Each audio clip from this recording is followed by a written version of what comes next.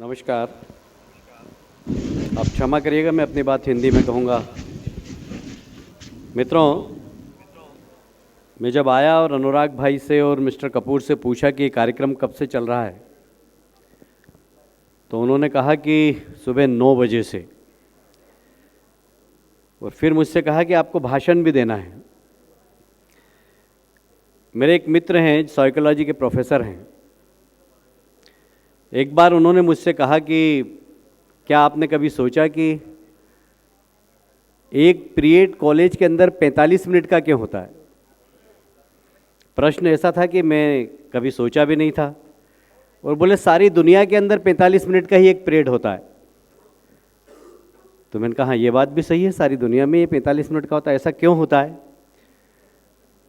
तो उसने मुझे बताया कि 45 मिनट तक यदि व्यक्ति किसी का भाषण सुनता है तो वो एकाग्रता से सुन सकता है। अगर दूसरे 45 मिनट पे भी आप भाषण देते रहे तो थोड़ा असहज होगा।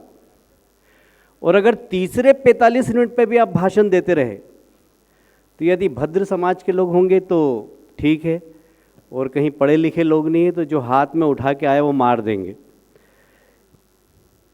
आप सुबह 9 बजे से भाषण सुन रहे हैं और मैं अभी आकर खड़ा हुआ हूँ यहाँ पर और फिर भाषण सुनाऊँ आपको। मैं बड़ी हिम्मत के साथ इस मंच पर खड़ा हुआ हूँ कि कैसे भाषण दूँ, कितना भाषण दूँ और कितना आप डाइजेस्ट कर पाएंगे, कितना नहीं कर पाएंगे। पर मुझे बहुत प्रसन्नता है।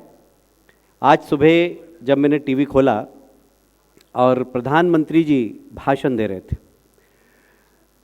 जब सीओज को संबोधित कर रहे थे, उसके बाद मैंने फ़ोन लगाया क्योंकि उस सीओज में एक मेरे मित्र, मेरे साथ पढ़े हुए कलकत्ता के बनर्जी भी थे।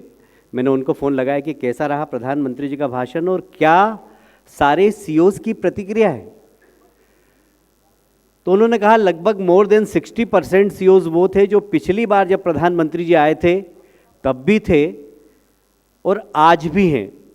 उनकी प्रतिक्रिया ये है कि पिछली बार उन्होंने ये कहा था कि मैं ये करूँगा और इस बार प्रधानमंत्री जी ने कहा कि मैंने ये किया है। तो लोगों ने अप्रिशिएट किया कि जहाँ प्रजातंत्र हो, चाइना में तो आप कुछ भी कर सकते हैं क्योंकि वहाँ डेमोक्रेसी नहीं है, पर एक प्रजातांत्रिक देश में यदि कोई प्रधानमंत्री भारत जैसे सबसे बड़े विश्व के प्रजातांत्रिक देश का अमेरिका में जाकर ये कहे कि हम ये करेंगे और एक साल बाद ये कहे कि मैंने ऐसा ऐसा कर दिया, इसको लेकर लोगों में बहुत अच्छी प्रतिक्रिया थी। मुझे प्रसन्नता है कि इस डेमोक्रेटिक, इस प्रजातांत्रिक देश के अंदर जो देश का नेतृत्व कर रहा है वह व्यक्ति इतना पॉपुलर है, इतना पॉपुलर है कि पिछली बार से ज़्यादा लोग इस बार अगवानी करने आए और न सिर्फ अगवानी करने आए, उनको हीरो मानते हैं। और इस हीरो का प्रभाव मैं 2-3 उदाहरण देकर आपको बताऊंगा कि आज से 6 साल पहले हमारे पड़ोसी राज्य नेपाल के अंदर जो कभी हिंदू राष्ट्र हुआ करता था, वहाँ संविधान नया बनाया गया। संविधान बना, वहाँ की जनता चाहती थी कि फिर से हिंदू राष्ट्र बने, पर आप जानते हैं नेपाल के अंदर हमारे एक पड़ोसी महाशक्ति का बहुत प्रभाव है। उन्होंने प्रभावित करके हिंदू राष्ट्र तो नहीं बनने दिया, पर यदि आप उसके कंटेंट देखेंगे तो उसमें हमारे प्रधानमंत्री जी का प्रभाव दिखता है। उस कंटेंट में है कि नेपाल की राष्ट्रीय पशु गाय होगी। नेपाल में हमारे संस्कार, हमारी संस्कृति, हमारी परंपरा का निर्वहन यह संविधान करेगा। मतलब जो हिंदू राष्ट्र के जितने भी मानने वाले लोग हैं उनकी परंपरा का संवर्धन यह संविधान करेगा। घोषित हिंदू राष्ट्र हो या नहीं हो, पर हमारे प्रधानमंत्री जी का प्रभाव दिखता है। आप सब जानते हैं हमारे और पड़ोसी मुल्क गल्फ़ कंट्री अबू धाबी, जहाँ इस्लाम के अलावा कोई धार्मिक स्थल नहीं था, हमारे देश के प्रधानमंत्री गए, उनसे आग्रह किया कि मंदिर होना चाहिए। मैं ये इस बात को इसलिए कहना चाहता हूँ कि यह देश कभी विश्व गुरु था। आप माइकल को अभी सुन रहे थे, निश्चित रूप से विश्व के बहुत बड़े मैनेजमेंट गुरु है, पर इस देश में भी ऐसे गुरुओं की कमी नहीं है। ये बात अलग है कि हम अपने चश्मे से उनको पहचान नहीं पा रहे हैं। यह देश कभी विश्व गुरु था आज भी इसमें विश्व गुरु बनने की क्षमता है। और मेरा विश्वास है कि आप में से जितने भी लोग हैं, सबकी अलग अलग क्षमता है, सब में अलग अलग विद्वता है, बस उसको निखारने की और उसको तराशने की आवश्यकता है। इस प्रकार के मंच, इस प्रकार की प्रतिभा को निखारने का काम कर रहे हैं।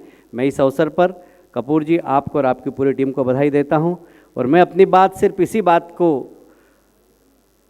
अंत में कहते हुए समाप्त करना चाहूँगा कि यह देश सौभाग्यशाली है कि आज जो देश का नेतृत्व कर रहे हैं वो देश को बहुत अलग दिशा देंगे।